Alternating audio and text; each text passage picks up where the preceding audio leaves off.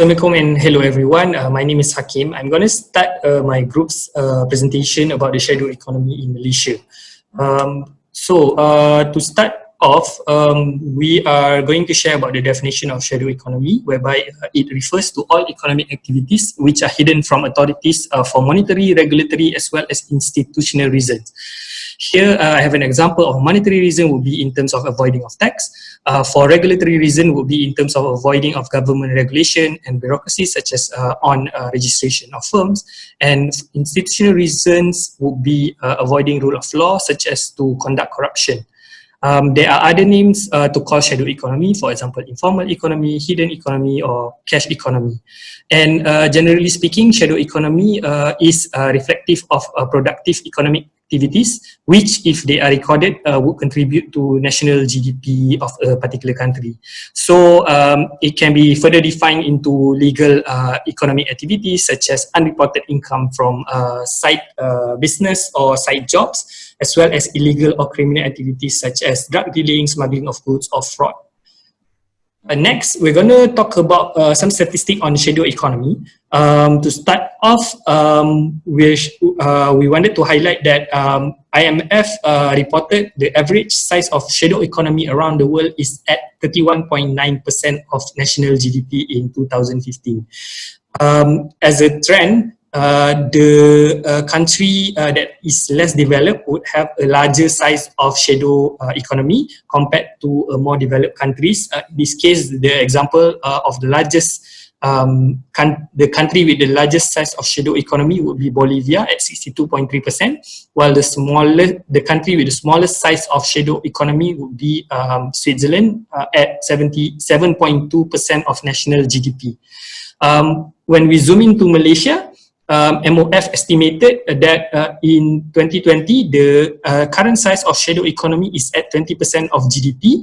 And over the years, we can see that there is a declining trend in terms of size of shadow economy in Malaysia. However, from this graph, we do also note that there are instances of an increase of size of shadow economy.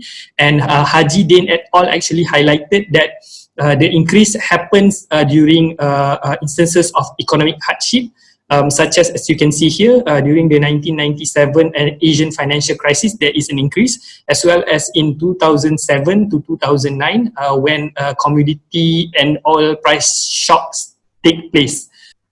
All right, I'm going to pass to my other teammate to continue. Hello everyone, my name is Jin Shuang. Next, I will introduce the monitoring framework of the Malaysia shadow banking system.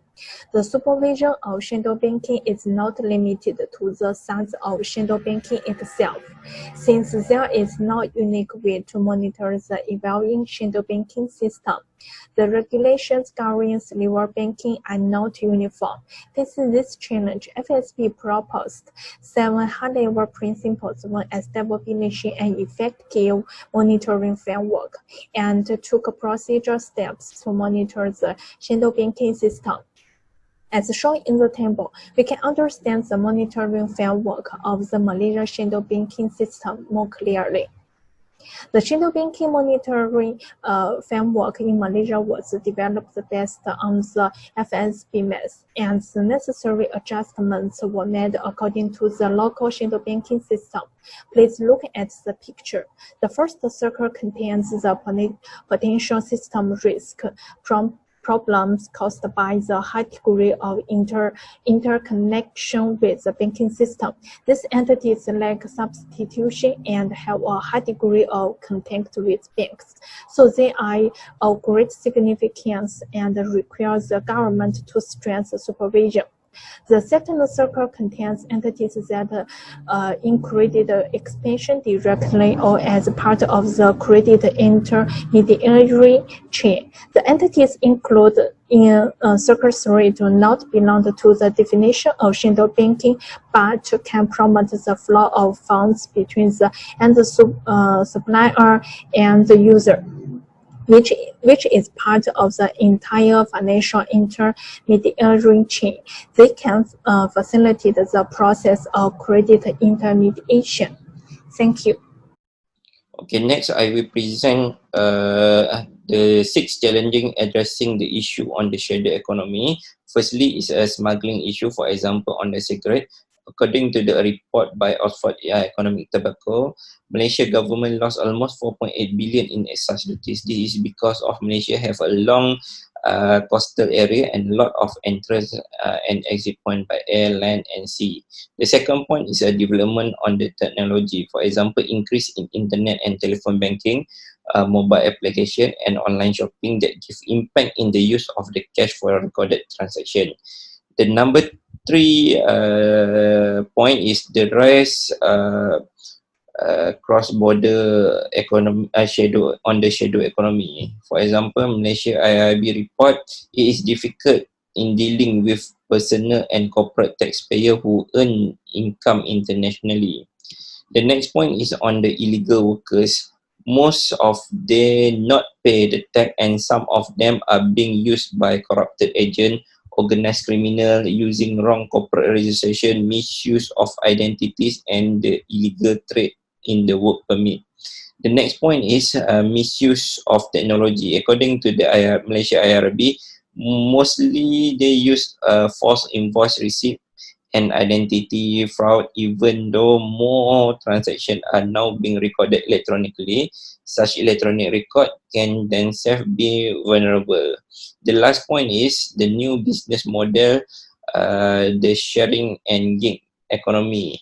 This is the way of the cost efficient. For example, taxi driver will employ or on contract to a particular employer. New technology allow the customer to connect directly via an online intermediary. That's all for all the point on the challenging. Thank you very much.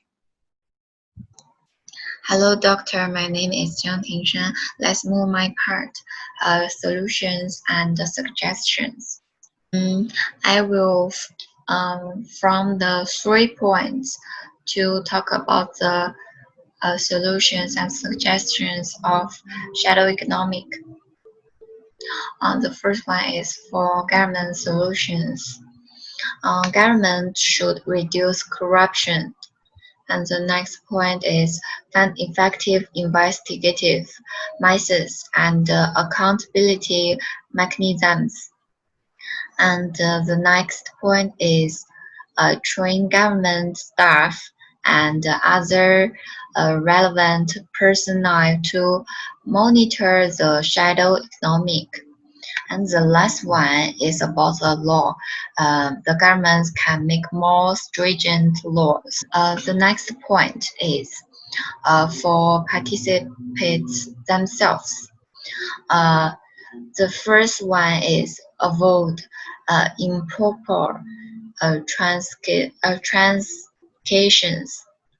And the next point is employees can report any individual engaged in illegal activities and they can review them accordingly. Next is for social organizations and the related institutions. The social group and relevant institutions, they should strive to create a good business environment. They should try their best to create a good business environment. And the second one is professional accountants can help shadow business become a legitimate business through management. And the last one, is education. The financial personnel can provide training for employees and the management of enterprise. So can avoid illegal transactions. In this way, the shadow economic will not cause great harm to the country and society, and it will also standardize the financial market. Thank you. That's all.